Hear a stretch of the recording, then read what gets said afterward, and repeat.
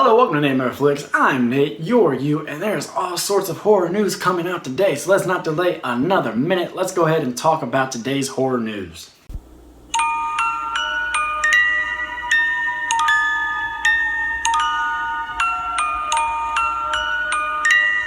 First up, CBS All Access has decided that they are going to revive a beloved Stephen King property. I'm referring to The Stand. Now, if you are not familiar with The Stand, the conceit here is that it is a post-apocalyptic society.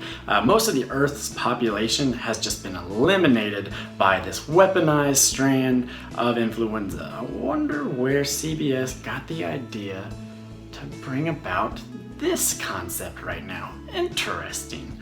I digress though. This ensemble seems quite eclectic though. James Marsden, Greg Kinnear, Whoopi Goldberg, Amber Heard, just to name a few. Now I don't know how all of those players are going to bounce off of one another on screen, but I'm eager to see how it will work. So, are you a big fan of The Stand? Because like I said, this is one of King's most popular and beloved works. It's also one of his just most extensive works. It's from what I understand, that text is huge, and King says it was one of his most exhaustive efforts ever to create this story because there's so many characters and there's so much going on that he found it really daunting.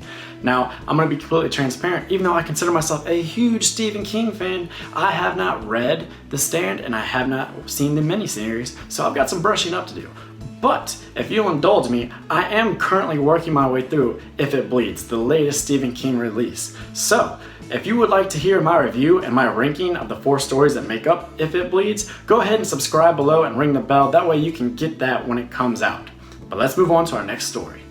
Don Mancini is saying all sorts of encouraging things about the new Child's Play / Chucky TV series that will be on the Sci-Fi Channel. First off, again, I'm all about transparency, so I'll let you know that I've been cold on this thing from the get-go. I do not have a lot of love for what Don Mancini has done to the Child's Play franchise as of late. But he's kind of got me hooked here because what he has said recently, it interests me. He says that he really wants to get back to the straightforward horror environment and mood that Chucky used to really play in those first few Child's Play films, and really those are my favorites in the series. So that's got me, my ears perking up. I want to see where he's going with this. He also says that he's got some really interesting characters that he thinks fans of those old films he thinks are going to take to him. So okay, I'm listening. You have my attention. Now, if you love the later aspects of this franchise, then hey, this works for you too, because it was already announced that Jennifer Tilly will be a part of this cast, and I have to believe Brad Dourif is also coming back. So this is going to be a lot of fan favorites with some new blood, and he's saying all the right things right now. But a few little things here that also make me a bit concerned. We know that Don Mancini can sometimes like to go a little squirrely. He can like to go big concept or a little meta, and he doesn't always pull it off. And so he says that he wants to tackle stuff that is really, really prevalent in the zeitgeist right now, and that's all he said. So I'm not really sure what he has in mind, but it's got me worried. I'm a little bit worried because what do you think that means? When he says that, what do you envision them tackling? Because all I could really think was, oh gosh, we're getting more pandemic stuff. Everybody's trying to cash in on this. I'm so tired of hearing about it. I don't know if you are, but that's me. I don't need it in all of my entertainment. And so I don't want to see that. If he's talking about Trump and politics stuff, again, I could really use a break. I could use some escapism with my killer doll entertainment. But hey, that's just me. So what do you think that means? And are you excited that this may be leaning towards, that original Child's Play feel?